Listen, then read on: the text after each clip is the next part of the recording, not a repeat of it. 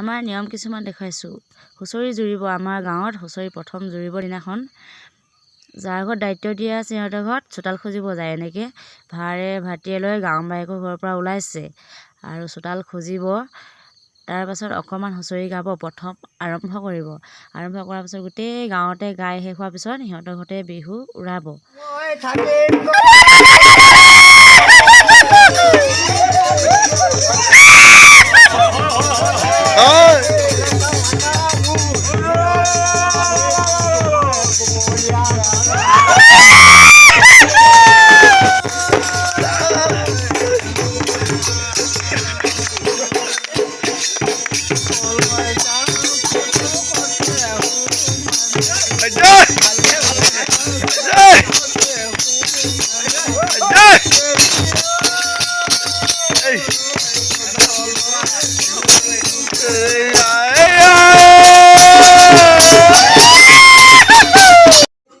ডেকাটো বাদেই দে, বুঢ়াও জাপ মাৰে বিহু নাচিবলৈ পালে।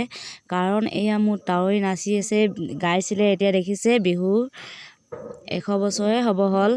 আৰু সকলোৰে লগত এবাৰ ফূৰ্তি বিহু বুলি কোনে ৰ'ব পাৰে আৰু আমাৰ ৰঙালী বিহুৰ কথা সকলোৱে জানেই।